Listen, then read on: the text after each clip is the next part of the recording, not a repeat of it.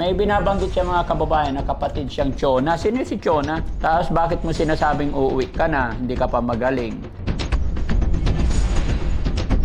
Ano na ba yung nararamdaman mo ngayon? Konti na lang nararamdaman ko. Pero akala mo lang yun, pero kailangan mo pa magpatuloy dito. Ha? Namimiss mo na ba yung pamilya mo? Sino mga kapatid mong namimiss mo? Kaya ko, JJ, Kuya JJ. Si Ansing, kapatid mo ba yon? mag-anak ko. Kamag-anak. At hindi mo namimiss si Ansing. Kung alam. Pag lumaki na yung baboy ni Nanay Ansing, palitsyon natin. Sakto-sakto pag umuwi ka doon. Asan na yung wallet mo?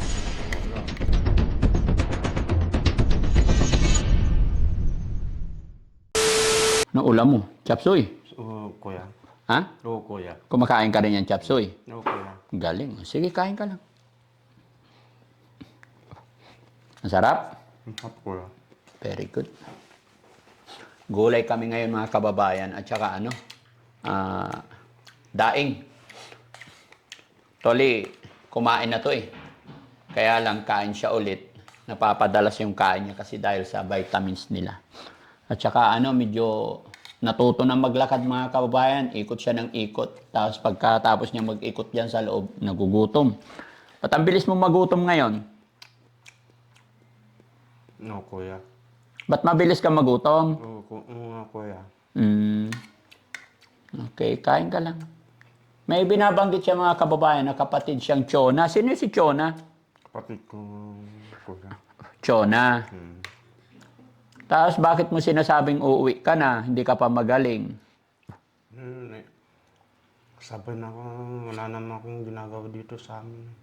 Wala kang ginagawa dito? Pagalo sa bahay namin, itutuloy yung paggagaling ko. Ha? Doon ko na lang itutuloy yung paggaling ko. Doon mo na lang itutuloy yung paggaling mo? Oo, promise. Sino mag-aalaga sa'yo doon? Wala. Oh, paano ka gagaling kung walang mag-aalaga sa'yo doon? Magaling na ako. Ha? Magaling na ako. Hindi pa, kulang pa. Ganun pa. Opo. Konti na lang nararamdaman ko eh. Ha? Konti na lang nararamdaman ko. Ano na ba yung nararamdaman mo ngayon? Itong katawan ko. Pero akala mo lang yun, pero kailangan mo pa magpatuloy dito. Ha? Namimiss mo na ba yung pamilya mo? Sarap. Sino mga kapatid mong namimiss mo?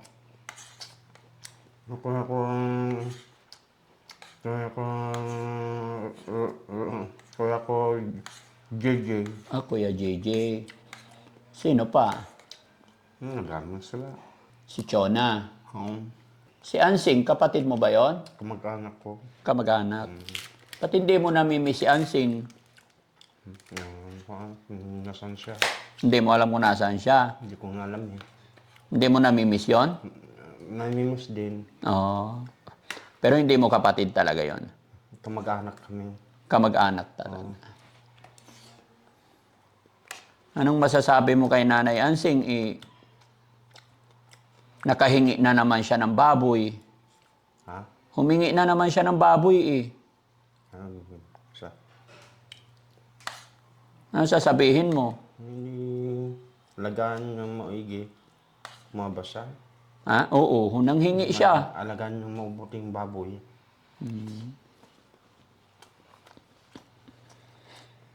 Gusto mo pakanin ko pa ako? Hindi, tama na ako ito. Tama na yan. Tubig. Kuhaan kitang tubig mo.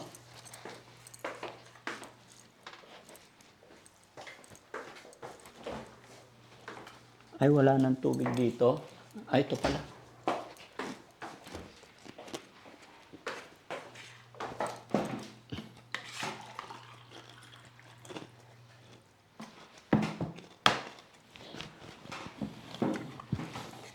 Busin mo.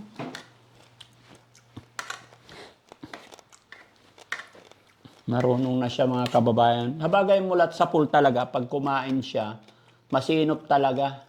Iba-iba sila ng attitude. Pero si Kuya Oliver, pag kumain, said niya talaga lahat. At napakaganda ng... maayos na siyang kausap mga kababayan. Kumbaga, meron pa rin sablay. Pero Kumbaga nakaka-relate na talaga siya. Sinsya ka na, gulay lang tayo ngayon, no? Oo, kuya. Okay lang gulay? Oo, ayos nito, kuya. Ayos na. Pag magaling ka na talaga, babalik ka namin. Pero sa ngayon, hindi pa pwede. Mas maganda, pasyalan ka na lang muna ng mga kapatid mo dito. Ano? Oo. Pag lumaki na yung baboy ni Nanay Ansing, palitsyon natin. Sakto-sakto pag umuwi ka doon. Oo.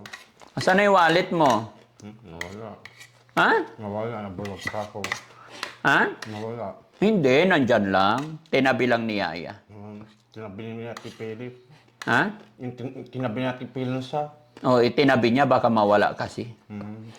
Pag uwi ka na, ibibigay namin sa'yo. Natandaan mo ba kung magkano laman? Magkano? 500. 500.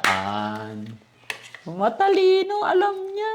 So, pag uwi mo doon sa inyo, tapos ibibigay ko na lahat-lahat ang pera mo sa'yo, anong gagawin mo sa pera? Ipunin ko at bibili ng makakain. Nabili ng makakain. Very good. Magagastos ko. Eh, sobrang dami nun. Hindi, Pati ako napapalunok eh. Sa sarap niyang kumain eh. Pero kailangan ko mag-diet. Yehe! Ubus na. Yan, pag naubos, kwentuhan tayo ha. Oo, kuya. Oh, drink water.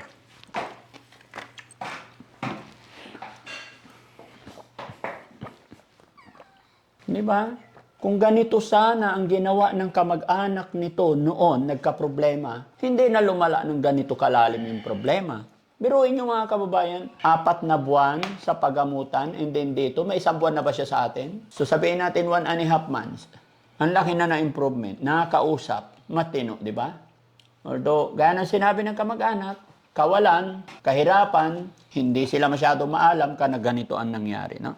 Kuya Oliver, natatandaan mo ba noong ikaw ay hindi pa nagkasakit? Anong mga ginagawa mo noon? Ngayon ko, nagtatanim ng singkamas, ng mais, ng kamote. Ayun ang mga trabaho mo noon. So ano naman ang naiisip mo ngayon na magaling ka na? Wala. Anong plano mo sa buhay mo? Gusto siya nung magpakabait na. Gusto mo magpakabait na? Bakit? Talagang mabait ako. Mabait ka naman talaga. Oo, lagi kang magdarasal, ah. Anong gusto mong, halimbawa, magaling ka na, anong trabahong gagawin mo pagbalik mo doon sa inyo? Magtatrabaho ulit ako kung na matrabaho ko doon sa amin. Ngayon, pag bumalik ka na doon sa inyo, kasi wala na yung tatay mo, wala na yung nanay mo, kanino ka bahay tutuloy? Sa bahay namin. Hindi naman yung bahay namin. May bahay kayo? Kanino bang bahay Bahay yon? ng nanay ko at tatay ko. Doon ka uuwi sa bahay ng nanay at tatay mo. Paano kung may nakatira na doon? Wala. Bahay namin, may titira ba nun sa bahay na, kami lang bahay namin nga eh. Okay, sa bagay. Sino ba nakatira ngayon doon? Yung mga kapitbahay namin, mga kapatid ng nanay ko at kapatid ng tatay ko. Ay, paano kung nandoon sila nakatira? Di masikip na yon. Hindi, may bahay naman sila. Paano yun? Yung bahay na sinasabi mo, nandoon si Ansing. Malayo nang sa kabilang baryo sila nandun eh. Hindi, nakita ko, yung bahay ninyo, nandoon si Ansing, nandoon asawa niya, anak niya. Ang dami nila doon. Paano ka titira doon? Iba naman yung sa kanila sa bahay sa amin eh. Okay. Iba ang bahay nila. Sa baryo, isang baryo ay isang baryo at isang baryo din sa kanila. Ibig sabihin sa kabilang barangay sila. Lumipat lang sila doon. Nung namatay siguro ang nanay tatay mo, ano? Oo, nung naghiwalay ng nanay at tatay ko, pumunta doon sa amin, tumulong. Pero sabi ni Nanay Ansing, kapatid mo daw siya. Kapatid ko, magkamag-anak kami nga eh. Magkamag-anak lang kayo ni Ansing. Si JJ, kapatid mo. Magkamag-anak kami, kapatid ko siya na nabubuhay na magkamag-anak. Yung lupa mo, may lupa ka ba doon? Meron. 5 hektarya ng lupa ko eh. 5 hektarya, malaki. 10 yata o 15, Hindi, yung totoo, gaano kalaki yung lupa mo? nalawak din sa amin. Malawak din naman Malawak. Mm. Sino-sino maghahati doon sa lupa na yun? Ako lang, sa akin lang naman, ang tag-isang, hindi naman 10 hektarya yata yung sa akin nung kulang pa nga yun sa pang-araw-araw na gastusin sa makakain nga eh. Mm. Gastos ko. Baka ibininta na nila yung lupa mo. Hindi Paano gagawin mo pag bininta nila? tataniman, bubungkalin. Kaya nga, paano pag kinuha na ng iba? Hindi nila kukunin, hindi naman sa kanila eh. Sa bagay, hindi sa kanila. Yung bahay, kanino talaga yun? Siyempre, ang bahay... Bahay ng nanay ko, tatay ko, wala doon sa bahay na... Paano yan? Siyempre, bahay ng tatay at nanay mo yun.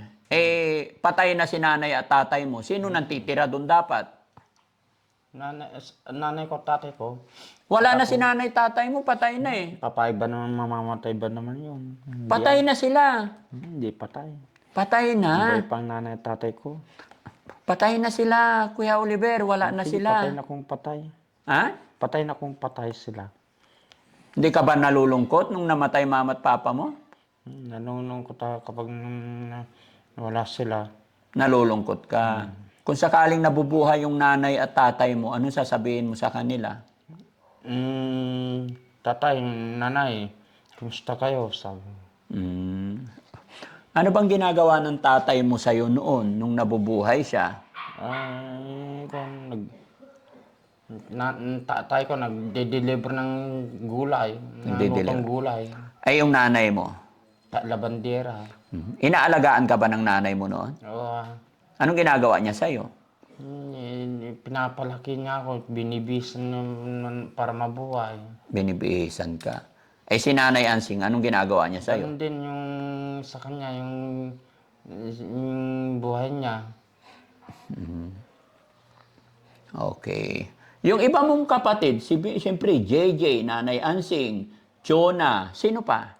Si Ate Lela. Telayla.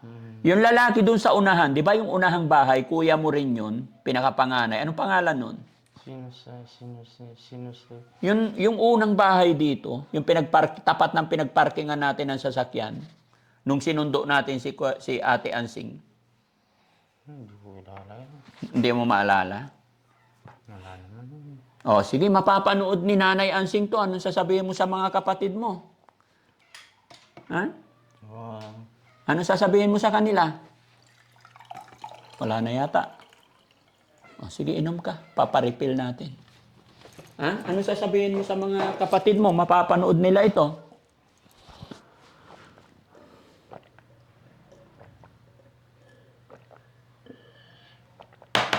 Kumusta kayo?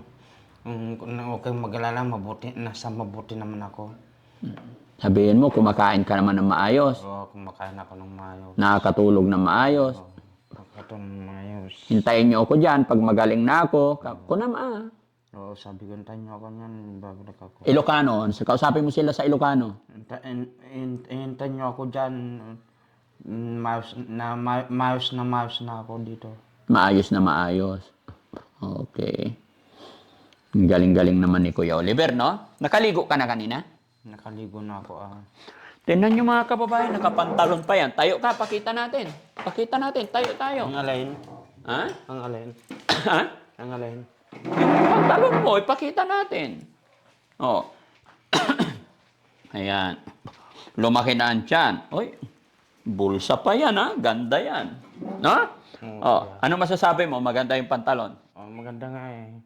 Gusto mo ganyan? Oo, kuya. Kumusta pakiramdam? Fit na fit? Oo, kuya. Okay, very good. Sige. Doon na tayo sa kabila, ha? Ay, babay ta muna. Babay muna. Bye-bye. Salamat po sa inyo lahat, mga kababayan ko naman. Mga kababayan. Mga kababayan, mga kabarangay. Mga kabarangay. I love you all. I love you all. Sige, ikaw nga mag-isa. Go. Ay, maraming salamat mga kababayan. I love you all. Mga kababayan, mga salamat sa mga binibigay nyo, mga suporta at mga ibibigay nyo pa at mga kuhan. Ganito, ganyan. Kay Ma'am Jenny Lita Kilding, ano sabihin mo? Maraming salamat sa iyo. Jenelita Kilding. Tsaka kay Ma'am Malu de Los Santos. Oo. No? Oo. Okay. Maraming salamat po. Ayan, nakakatuwa mga kababayan. Lumalawak na yung kanyang pag-iisip. God bless po. Thank you.